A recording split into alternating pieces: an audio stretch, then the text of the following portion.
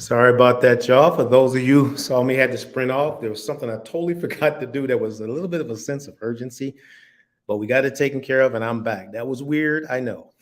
But when you run a business and you forget certain things, you realize, okay, my customer needed something and I needed to get it off like fast. So sorry about that quick interruption. I think that's the first time I've ever had to do that. So anyway, we were talking about the reintroduction of character in the workplace and in life and in schools and school districts with young people.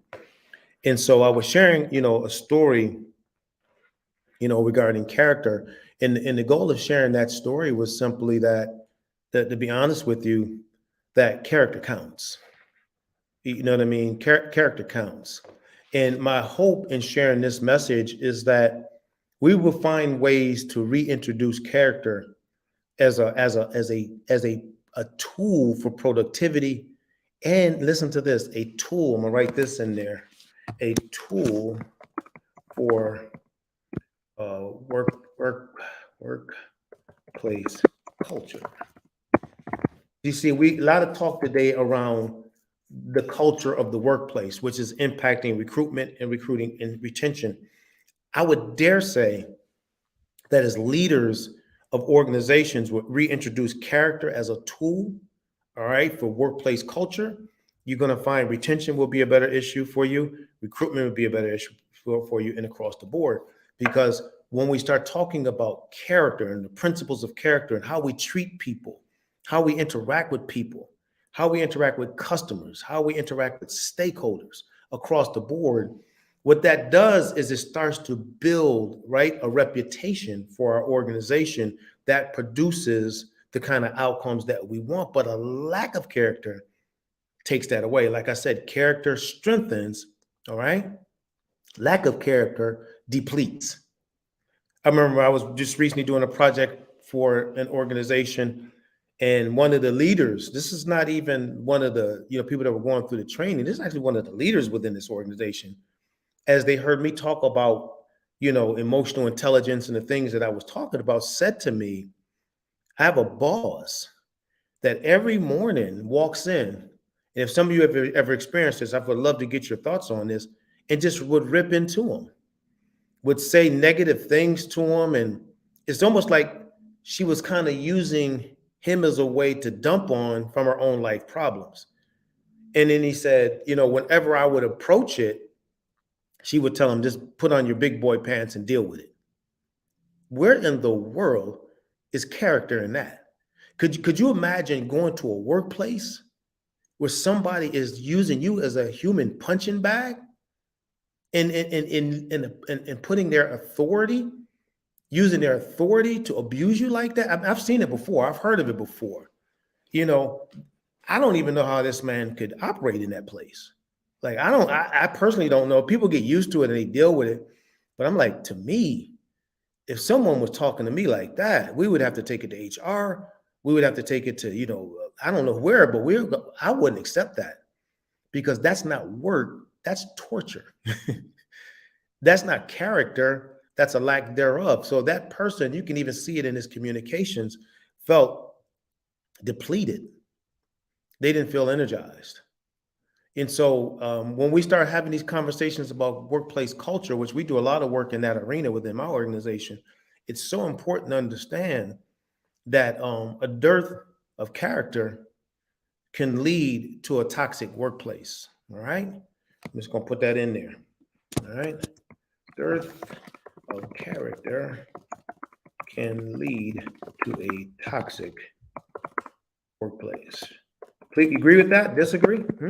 Some people have masked, all right? Some people have masked character in the concept of, masked, a certain behavior in the way to do things in the concept of strength. And it's really not strength. It's depleting. It sucks life out of people. And that's not the way it works. I'm not saying that a person can't lead, all right? Or a person can't run their operations. And there's going to be some times where it's not going to be all smiling and roses. I know that too. But what I'm talking about using this word character is, what are we characterized by? Another thing, so we've been talking a lot about young people. Let's talk about character over there. because we got some issues there as well. I'm amazed at the amount of places, and I don't know anybody, I may be the only one out here that thinks about this, but I would love to get your thoughts on it. I'm amazed at what some young people will say in a public place. Anybody else run into that out there? I'm absolutely amazed. I mean, I was at this place getting something to eat. You know what I mean? Literally getting something to eat with one of my children.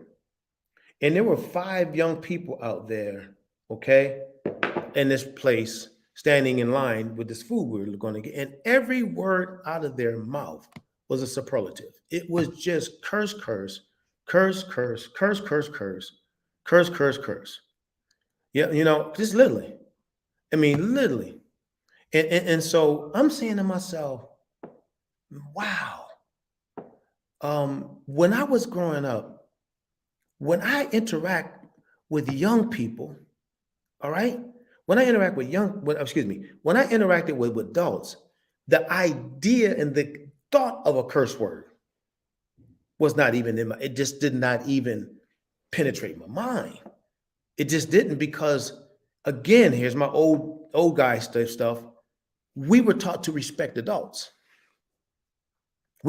I see it in different places where people live. I see it where some young folks will just wreck places and call it fun. And so where's the fun in being disrespectful? You know, where's the character in speaking any way to anyone? Then I take it into the workplace and think I can do it there as well. You know, so I'm saying that when we talk about this whole thing of character and the reintroduction of it, even from a society perspective, the reality is, how could you feel comfortable, let's say as a young person, and you see a woman walking with her children, or you see a family together, and you with your friends and just cursing and dropping F-bombs? You know, look at Aaron. I hear you, Aaron. Back in the day, cursing, that's probably why we didn't do it. Because we would get smacked. And I'm going old school big time on you now. Everybody in the neighborhood had the right to. That's another thing. We've lost those communities. People are always talking about better communities. I think I lived in a better community. I mean, my living situation may be different as far as the home I live in, but the community I lived in looked out for the community. That was probably a better community. Communities that they don't look out for the community. Everybody got their little homes and they sit there. It's like they're havens. Like, you don't even want to interact with the person to the right or left of you. It's like, it's my home and my space, my backyard, and don't want to talk to people. And that's crazy. Everybody talked to us and everybody held us accountable. And so what it led to is, I'm not saying it led to a perfect world. We had stuff back then just like you have today. But I can guarantee you heard a lot of ma'ams, a lot of sirs. I like today, talking about character, another little pet peeve of mine is, I can't stand when a young person, especially a real young person, like in their early teens or whatever like that, call me Daryl. My name is Mr. Andrews, okay? It's not Daryl to you, it's Mr. Andrews. And so that goes back to what we teach our children. If we're allowing our children to call adults by their first name, when they get into the workplace, they're going to have a hard time respecting adults. They're respecting leadership, respecting management. In college, they're respecting professors because they've never been taught that you need to show respect to these folks. Now, today we got this term that respect is mutual. I get that, but we didn't hear that growing up. The bottom line, if you're a young person, you showed respect. Now, what that produced for us, and I know it reproduced for me, all right? It produced for me a lot of favor with people, a lot of favor, And I was having a conversation with my younger son, and he was just talking about, how he just got an opportunity, an internship opportunity from a college professor that knew somebody that gave him some names, and he's applying.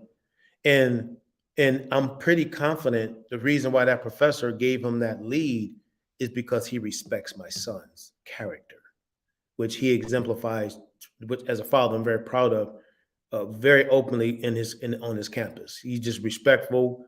Because he was raised that way. He was raised that way. I didn't want to raise kids to be disrespectful, and I didn't want to raise kids that lack character.